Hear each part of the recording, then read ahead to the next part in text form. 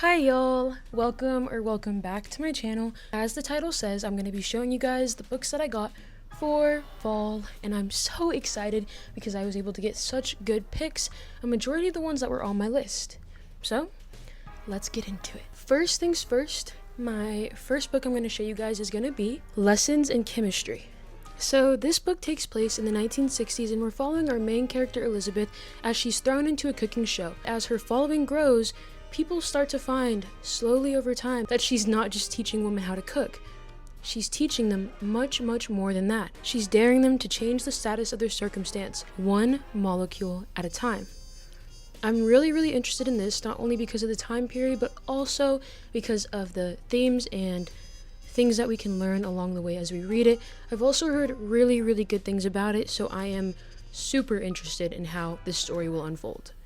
Lessons in Chemistry by Bonnie Garmus. This next book I'm really excited about. Obviously I'm excited about all of them, but this one especially, just because it seems like a little bit more of a classic, and when I was reading the summary, it reminded me of Emily Wilde's Encyclopedia of Fairies. And that book is A Natural History of Dragons. Now you can tell by the cover, it's pretty cool. It looks really interesting, but let's see what it's about. So we're following Lady Trent, also known as Isabella, as we kind of see her story unfold. The world knows her to be someone who is a master in her trade, and in this book, as you can tell, her trade lies within dragons. She studies them, she researches them, she has kind of brought a lot of interesting findings about them to the world in this story. And we're kind of following her as we learn her story and we learn everything that she did about dragons along the way.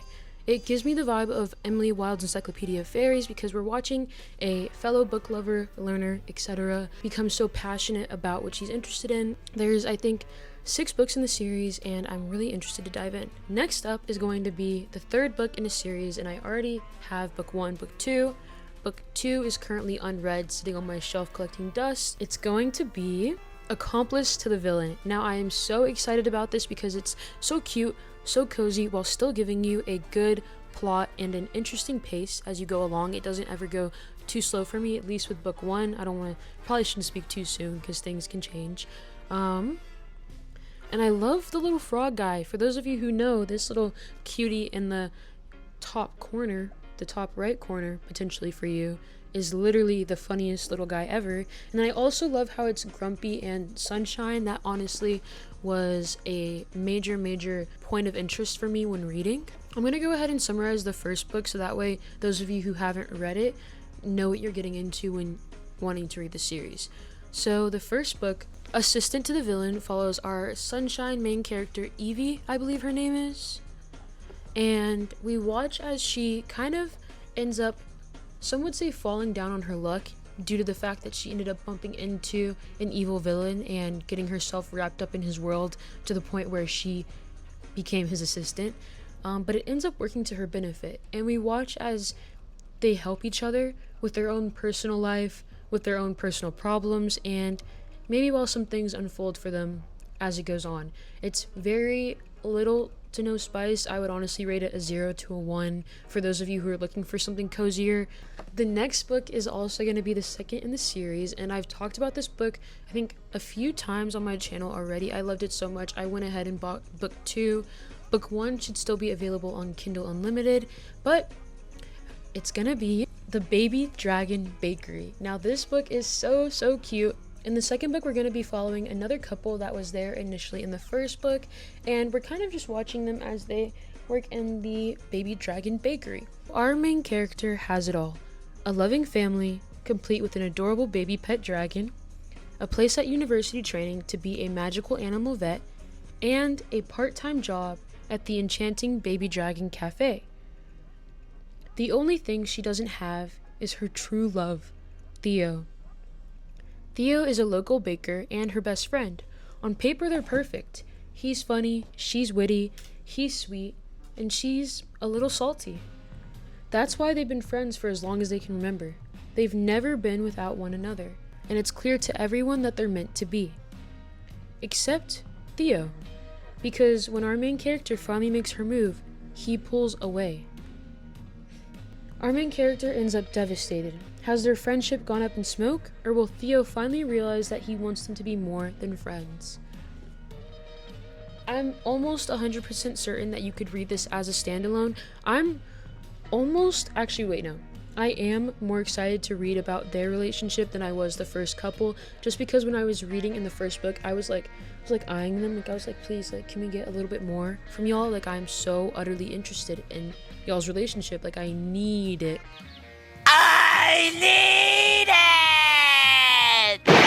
Next up, we have a new purchase based off of a current read I'm almost done with that has been so amazing. Almost 5 stars except for the fact that it's not my preferred genre.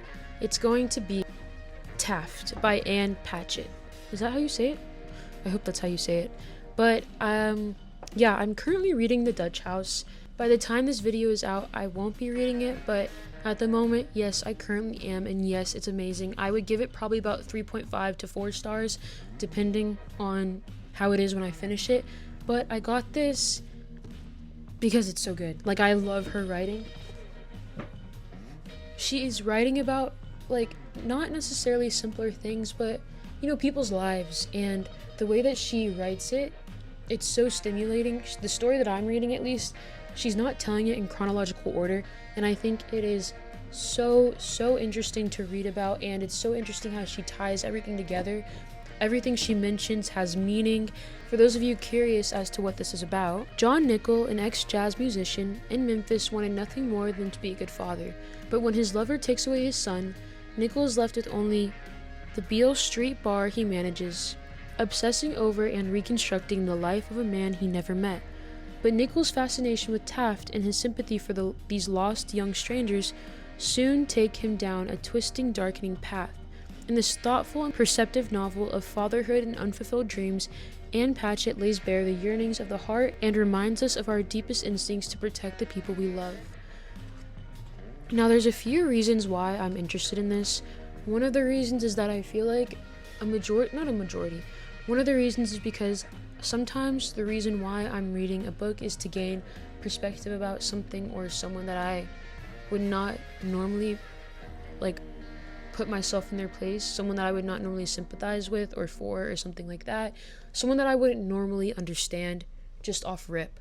But with books like these, I'm able to put myself in their shoes, even if it's just for a moment, to try and contemplate a different life.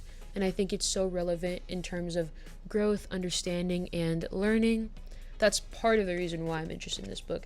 Other reasons have to do with their history, the jazz notes to it, and also just the author herself. But yeah, this is Taft, and I can't wait to tell you guys how it goes when I read it, and I hope you're interested enough to read it too.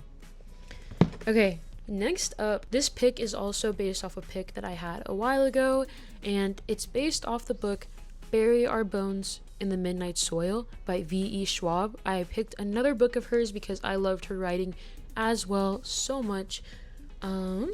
And I believe she wrote The Secret Life of Addie LaRue, which I loved, but I think I loved Bury Our Bones in the Midnight Soil far more. Okay. But the book is going to be Vicious. Okay, I'm gonna go ahead and read this one too because it is pretty short. Victor and Eli started out as college roommates. Brilliant, arrogant, lonely boys who recognize the same sharpness and ambition in each other. In their senior year, a shared research interest in adrenaline, near-death experiences, and seemingly supernatural events reveals an intriguing possibility. That under the right conditions, someone could develop extraordinary abilities. But when their thesis moves from academic to experimental, things go horribly wrong. Doesn't that sound so good? And I feel like with the way she writes, she's going to be the one to do this. I love dark academia, but sometimes it just doesn't hit the way that I want it to. This sounds like it will 100%, especially with the way that it's dark and the way that they seem so morally gray, honestly leaning heavily towards black. Okay, so the next book is going to be Fanservice. Now, I've been eyeing this book for a while, and it seems like it'll be perfect for the fall, especially due to the werewolf elements. But let me go ahead and tell you what it's about. So we have our main character who suddenly finds himself alone in the woods, blacked out, can't remember anything, and there are some vague recollections of claws and fangs, and he goes to our other main character in hopes to get help from her. The only thing is that she can't stand him. So we're kind of just watching everything unfold as he starts to learn about who he is now, and she starts to help him along the way. And did I mention it takes place on the set of a werewolf detective show? Because it does. I think this will be a really fun, light read to kind of relax me during the fall when I get a little bit too overwhelmed or tired from the other books I'm going to be reading. Okay, now we're going to go ahead and switch the tone. The next book I have is honestly kind of heavy from what I can tell. I haven't even really dove into it and investigated the book, I guess you could say, looked at reviews or anything, but from what I can tell, it's going to be a pretty hard hitter. The book is Blood Over Bright Haven. Now, this book is gaining popularity, or, I live under a rock. It might already be past popularity or still popular. I don't know. It doesn't matter. It sounds like a great read. So we have our main character. I believe her name is Sayana, and she's spending basically 20 years of her life trying to get into this magical school, and she wishes to become a mage. Now, when she gets there, she finds that she's quite unwelcome because she's been striving so hard to become the first woman there. It's kind of like, well, what happens now once she gets there? She's not given the warmest welcome, and while she's there, instead of being given a lab assistant like she should be, she's given a janitor. But this janitor comes with a history. He wasn't always a janitor. 10 years ago, he was a nomadic hunter. After traveling to the city where he now resides and works as a janitor, he gets the chance to see how he ended up being driven from his homeland, how he ended up losing everything including his family, and how the other half lives. The summary says, at first the mage and the outsider have a fractious relationship, but working together they uncover an ancient secret that could change the course of magic forever, if it doesn't get them killed first. Okay, 2 more books left, and they're both very hard hitters. And I am saving the potential best for last. The next book is going to be The Night Circus. Now, I've heard so many good things about this book. I've been waiting to read it probably since I was like 17, maybe 18. Definitely been waiting a while, about 4 years. Not too long. But anyways, this book is about a traveling circus that has two competing magicians within it. And unbeknownst to them, the game that they're competing in is only allowed to have one clear winner. Only one of them can be left standing at the very end of it. And they've been competing since they were kids. Not too long after we join them in the story, they find themselves tumbling into love, setting off a domino effect of dangerous consequences, and leaving the lives of everyone from the performers to the patrons hanging in the balance. It sounds so heavy, so good, and so unique. It kind of reminds me of a heavier, more mature and serious version of Harrow Fair. Is that how you say it? Harrow Fair? I did read that, didn't love it too much. I'm sorry to those of you who did. Just wasn't my cup of tea. But yeah, this seems like it has the potential to be, so I'm very excited about it, and I'm so glad I got to get my hands on it whilst out shopping. The last book that I have is going to be the one and only Katabasis. Okay, so Katabasis, I'm sure you guys have heard about it everywhere. Everybody has been raving about it, waiting to read it, and I am one of those people. And it's written by our very own R.F. Kuang. So we have one of our main characters, Alice Law, who has sacrificed everything, her pride, her health, her love life, and most definitely her sanity, to become one of the brightest minds in the magic community.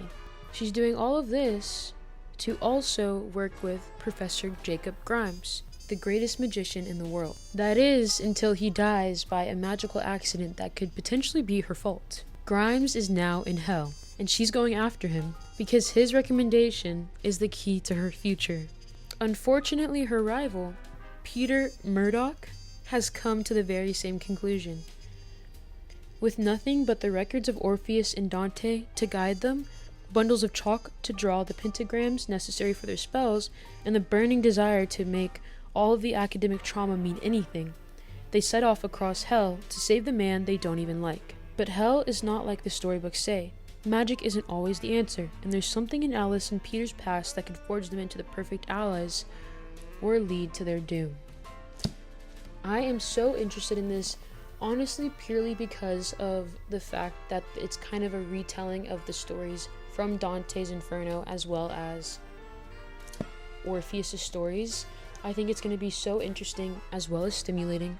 But yeah, I think it'll be a really hard hitter